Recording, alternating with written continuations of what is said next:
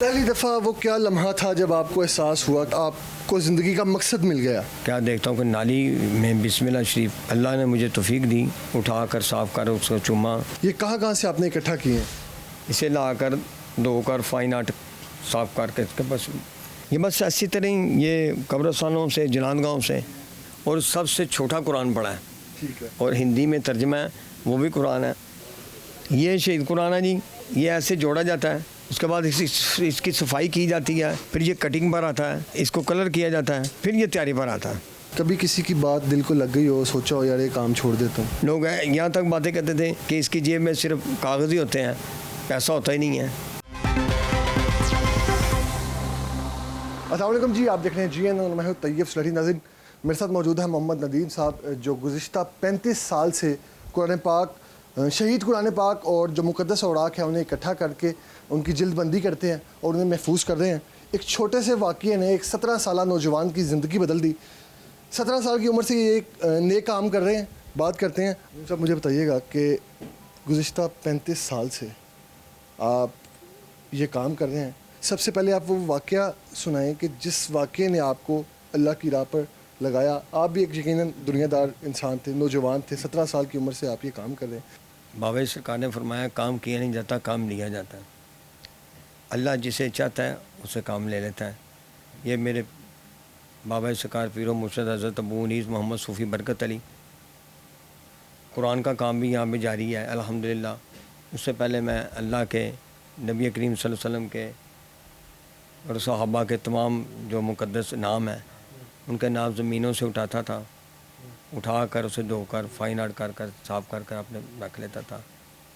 یہاں تک کہ میرے پاس ایک چارانے بھی نہیں ہوتے تھے کہ وہ میں اس کے اوپر کوئی عطر یا کوئی چیز لگا سکوں. ایسا وقت بھی دیکھا ہے. پہلی دفعہ وہ کیا لمحہ تھا جب آپ کو احساس ہوا کہ آپ نے جو ہے آپ کو زندگی کا مقصد مل گیا؟ وہ ایک پہلی دفعہ جو مومنٹ تھا وہ بتائیے گا. پہلی مرتبہ میں ایک جگہ پہ ایک اپنی والدہ کے ساتھ گیا، بالکل ویل ڈریس، وائٹ سوٹ پہنا ہوا تھا کاٹن کا، بالکل ویل ڈریس تھا. تو ساتھی کہیں فنکشن تھا، وہاں چلے گئے. تو کیا دیکھتا ہوں کہ نالی میں بسم اللہ شریف نالی میں آ رہی ہے بہتی ہوئی. تو پہلے میری نظر پڑی، اٹھانے لگا. پھر میں نے کہا سب ساتھی کھڑے ہیں، دنیا کھڑی، کافی لوگ کھڑے ہیں، تو کیا سوچیں گے. لیکن میں نے پھر اللہ نے مجھے توفیق دی، میرے بابا سرکار نے مجھ سے کام لیا. میں نے وہ بسم اللہ شریف اٹھا کر صاف کر اس کا چوما. آپ کو دکھاتا ہوں، یہ وہ مقدس اوراق ہیں. لیکن وہ والی جو بسم اللہ تھی جو پہلے میں نے اٹھائی تھی، وہ میں نے بسم اللہ شریف بشر آفی، آپ نے نام سنا ان کا، وہ میں نے تیار کر ان کے دربار پر بھیج دی تھی. اس کے بعد آپ نے سب نالیوں سے کچرے سے یہ اٹھائے ہوئے. آپ اسٹوڈنٹ ہوں گے یقیناً یا کوئی کام کرتے ہوں گے. اس کے بعد آپ نے کیا سوچا کہ اب جو ہے اس نیک کام پر جو ہے وہ لگ جانا ہے؟ بس اللہ کام لیتا نا تو میں پھر یہ کام کرتا رہا ہوں. کافی کچھ دیکھا ہے. یہ آگے جو مقدس اوراق پڑے ہوئے ہیں یہ کہاں سے آپ نے اکٹھا کیے ہیں؟ یہ میں نے اکٹھے کیے ہیں جی. یہ دیکھیں، یہ اس طرح ہیں. یہ شہید، یہ اللہ کے نانے میں نام لکھے ہوئے ہیں جی. یہ 3 حصوں میں تھے. اسے لا کر دھو کر فائن آرٹ صاف کر کے اس کے بس بیٹھ کے شوق سے اسے بناتے رہنا. لیکن یہ شوق بھی اسی کی طرف سے ہے. یہ لگن، یہ شوق، عنایات، کرم، توفیق، ہر کام کی جو نیک کام ہے اللہ ہی کی طرف سے ہوتی ہے. چاہے آپ قرآن بھی پڑھتے ہیں تو اللہ کی توفیق ہے، نماز بھی پڑھتے ہیں تو اللہ کی توفیق، سخاوت بھی کرتے ہیں، سخی بھی ہیں، لیکن اللہ کی توفیق سے. ماں اس کی توفیق کے بغیر کوئی کام نہیں کر سکتے. دنیا ہے نا آخر، تو انسان بھٹک بھی جاتا ہے. کبھی کسی کی بات دل کو لگ گئی ہو، سوچا ہو یار یہ کام چھوڑ دیتا ہوں؟ ہاں، کافی بندوں نے کیسی باتیں کی ہیں. لوگ یہاں تک باتیں کرتے تھے کہ اس کی جیب میں صرف کاغذ ہی ہوتے ہیں، پیسہ ہوتا ہی نہیں ہے، پیسہ اس کے پاس ہی نہیں ہوتا. کوئی پاس بھی نہیں بٹھاتا تھا، کوئی بات بھی نہیں کرتا تھا. لوگ کام کر رہے ہیں، وہ کہتے ہیں جی ہمارے اخراجات نہیں پوری ہو رہے، بے برکتی ہے. آپ نے 35 سال سے کوئی کام ہی نہیں کیا، پھر بھی آپ کہہ رہے ہیں الحمدللہ، کیسے؟ اللہ کا شکر ہے، برکت ہی برکت ہے، بڑی آپ جیسے جہاں مرضی پوچھ سکتے ہیں، مارکیٹ سے پوچھے، جہاں سے مرضی پوچھے. آپ نے خود ہی کہا جی مجھے باہر سے پتہ چلا، میں باہر سے پتہ چلا ہم آپ کی طرف آئے ہیں. برکت ہی برکت ہے. دوسروں کے گھروں کا نظام بھی چلتا ہے، اور بھی بہت سے لوگ یہاں کا بھی نظام چلتا ہے، باہر بھی نظام چلتا ہے. یہاں تک کہ اللہ تعالیٰ نے توفیق دی ہے، بات نہیں کرنی چاہیے، لیکن میں اس لیے کر رہا ہوں. ایک نیکی وہ ہوتی ہے جو دائیں ہاتھ سے کرو، بائیں ہاتھ کو نیکی کا پتہ نہ چلے.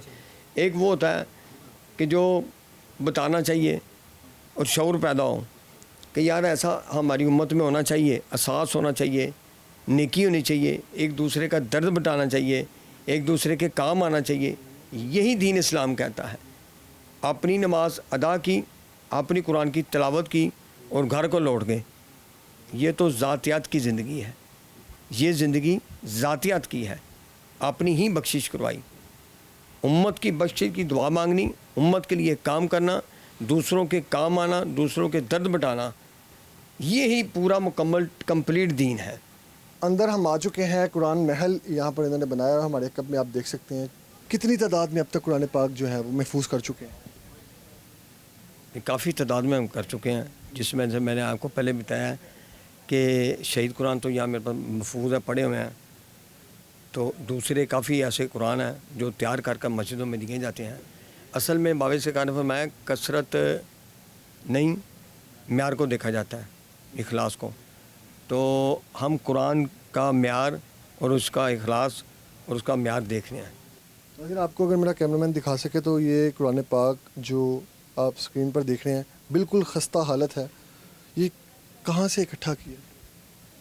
یہ بس اسی طرح ہی یہ قبرستانوں سے، جنان گاہوں سے، نہروں سے لوگ بھی نہروں میں پھینک جاتے ہیں. اکثر اوقات لوگ قرآن، جو ہمارے گھروں میں یہ روایت ہے کہ قرآن شہید ہو گیا جی مدرسے چھڈا، قرآن شہید ہو گیا ہے اینو نہر چ بہا دیو، قرآن شہید ہو گیا ہے اینو کوئی. بابا سرکار نے یہاں پہ فرمایا نہ جلاؤ، نہ بہاؤ، نہ دفناؤ، قرآن دارالحسان والوں کو دے دو.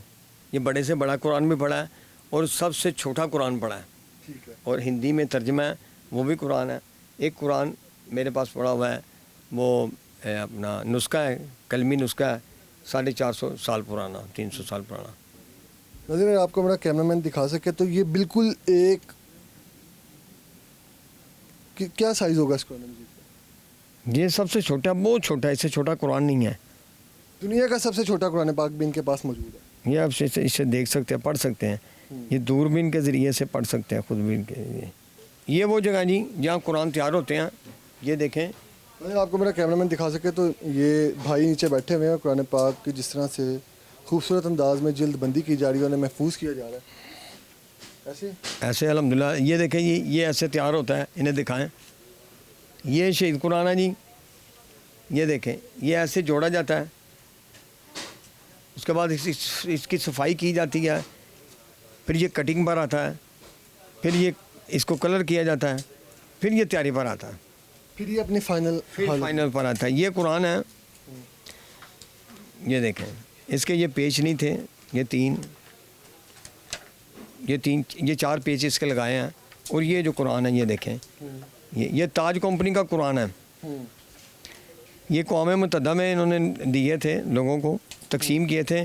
تو یہ بھی شہید قرآنوں میں سے میرے پاس آیا ہوا ہے. ناظرین، محمد ندیم صاحب ہمارے ساتھ موجود تھے جو گزشتہ 35 سال سے یہ نیک کام کر رہے ہیں. قرآن پاک جو ہے وہ محفوظ کرتے ہیں، شہید قرآن پاک ان کی جلد بندی کر انہیں جو ہے وہ سجا سنوار کر رکھتے ہیں. قرآن محل انہوں نے اپنا بنایا ہوا ہے. ان کا کہنا ہے کہ اگر کہیں بھی آپ کو شہید قرآن پاک ملے، کوئی مبارک جو ہے وہ اوراق ملے، انہیں یہ ان تک پہنچایا جائے، نہ کہ انہیں دفنایا جائے، ان کی بے حرمتی نہ کی جائے، ان تک پہنچایا جائے. یہ اس کو جو ہے محفوظ حالت میں جو ہے وہ جلد بندی کر قرآن محل میں سجا دیتے ہیں.